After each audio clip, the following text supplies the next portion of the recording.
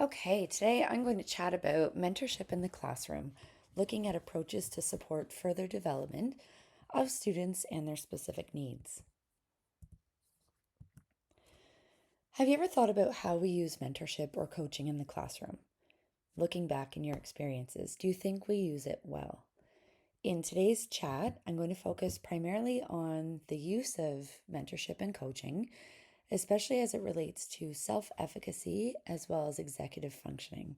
There's also great articles that discuss the use of mentorship and coaching to get students acquainted with whether it be cultural norms, social norms, development of their overall ability to communicate within a new situation. But I'll focus on the top two today. As a class, I'd love for you to think about a time when you've started a new job requiring a new skill set. On your first day, what happened in that new job? Were you paired with somebody to support your learning? In the discussion board, I've posted this in there, but if you could take a moment to tell us about a time when you had a positive experience with a peer mentor or coach. Can you pinpoint exactly why the mentorship approach was beneficial to you? Or, alternately, if it was unsuccessful, can you pinpoint where it went wrong? Couple definitions here. Coaching or mentorship. I'm going to use these two terms interchangeably. Academic coaching is defined as one to one or one on one interaction with a student focusing on strengths, goals, study skills, engagement, academic planning, and performance. Executive functioning coaching or executive function coaching is a specialty within the field of personal or academic coaching, depending on which frame we're looking at it within, and it provides support for the development of skills, strategies, and beliefs needed to manage executive function challenges. So I'll talk about both, and I'll clarify when executive functioning coaching would be utilized. And throughout this seminar, I'd love for you to consider the outcomes of coaching and mentorship on education and on the experience for students. I'll also highlight that as you read through various studies, executive functioning coaching is also known as ADD coaching or ADHD coaching. What does the literature say about coaching and mentorship? Literature has a fair bit to say, however, it's still underdeveloped as an overall general category.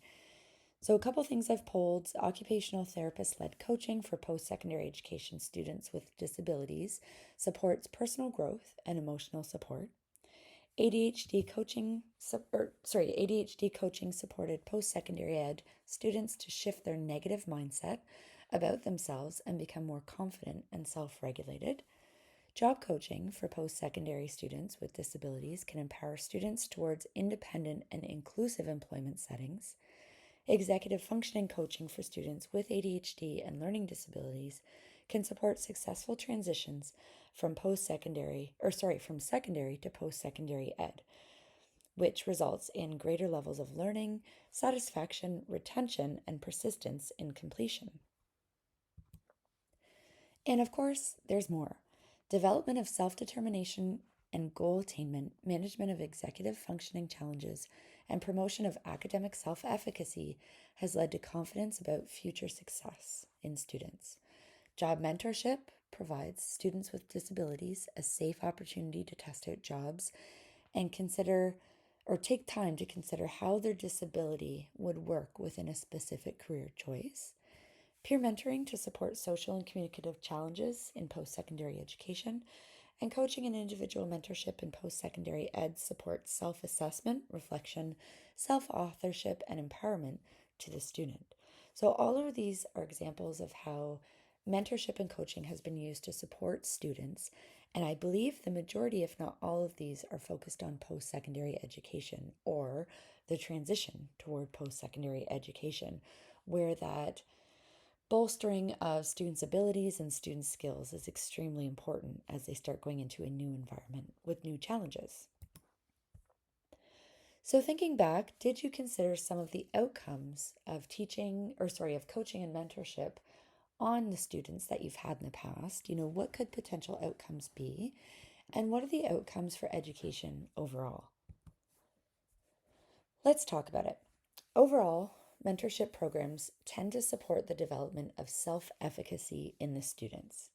According to Bandura, self-efficacy is the central theme of people's beliefs in their personal efficacy or their ability to manage the demands of rapidly changing societal conditions, helping them to meet these challenges. So it's giving the students the ability to think that they can do it. It's giving students the ability to know that they can do it. When measures take place in an academic setting, academic self-efficacy is the indicator of focus as opposed to general self-efficacy. And I point that little piece out simply for the fact that if you're reviewing studies on self-efficacy, they tend to use different measurement factors when discussing overall self-efficacy and that of academic self-efficacy. So just to note that measures that we use to identify, benefits to self-efficacy might not inherently indicate benefits to academic self-efficacy. So just making sure that the wording is correct when you're reviewing those studies. What does this mean? When we increase self-efficacy, we increase their confidence in their abilities. And I'm sure all of you know that when confidence is increased, we see greater outcomes for students. In general, coaching and mentorship has been associated with positive outcomes for academic self-efficacy and specific skills of focus. When we focus on individual needs, we create unique opportunities for students to develop much needed skills to support their success, such as executive functioning.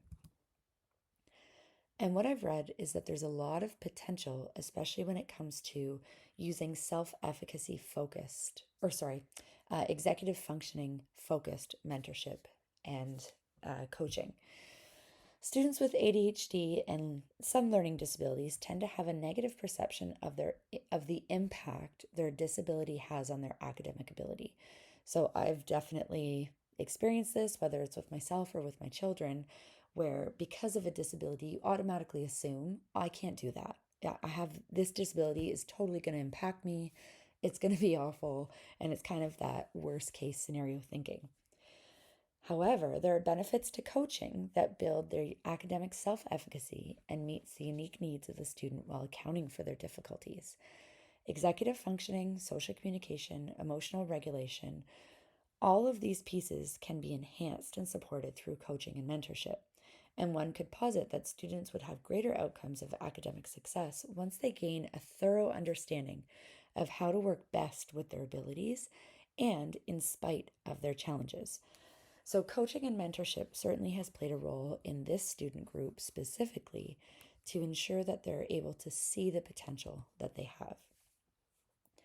Looking at coaching to support executive functioning to me is very exciting. I find executive functioning overall as a huge topic. We've learned about it a lot this semester, and it's one that I've touched on a lot in my work previously when looking at supports for students with autism spectrum disorders and ADHD.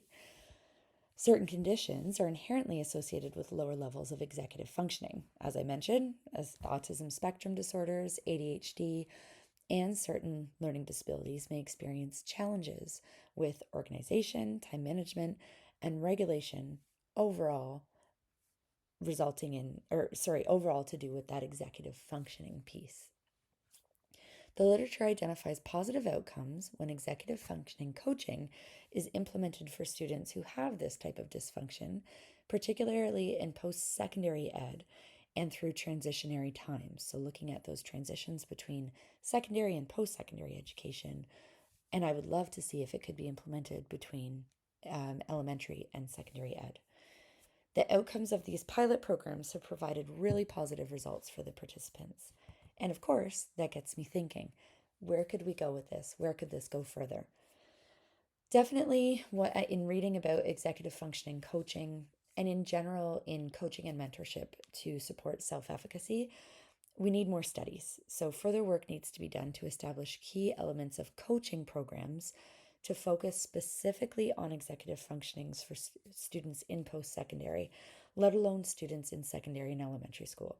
So what I've read and what I've come to understand is that somebody needs to continue this research and ideally identify the key characteristics that could allow a more generalized approach to coaching and mentorship programs for executive functioning development so that it could be generalized further to support students in secondary ed and in elementary education as well.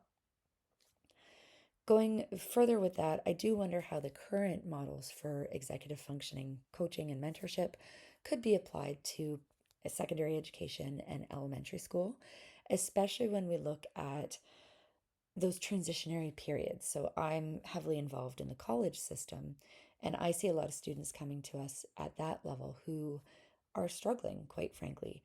And I would love to imagine a world where students arrived in post secondary full of self efficacy and positive conceptions about their abilities rather than, coming into post secondary ed and floundering and feeling lost and feeling like they're not good enough and they're not in control. I would also ask the questions, could we apply this model of coaching for students struggling with mental health disorders or conditions in general? Coaching with a neurosocial approach to support the needs outlined by the Chaudhry et al. Article. That article had a big impact on me, just reading the stats. I mean, I see the stats in post-secondary. I see it every day. Just looking at the increase in anxiety, depression, and mental health challenges. I would love to see a heavily focused coaching and mentorship opportunity for students who are struggling with mental health challenges to help support their own self-efficacy and their abilities to work with their strengths and not focus necessarily on the difficulties that they face. And I also wondered as well, linking this back to the Wang et al. Article, I'll take a step back through this. So in the Wang et al. Article, I noticed that in order to acquire engagement in the class, interest is one of the key features. And interest in the subject is reliant on self-regulation and self-control. So it left me wondering, after reading this article, it left me wondering a lot about how do kids and adults with ADHD, how do they succeed in gathering interest in a subject that they're genuinely not interested in? And with that, if they can't gather that interest, does that put them at a loss for engagement with the class? And I think the answer is yes. That would be my suspicion.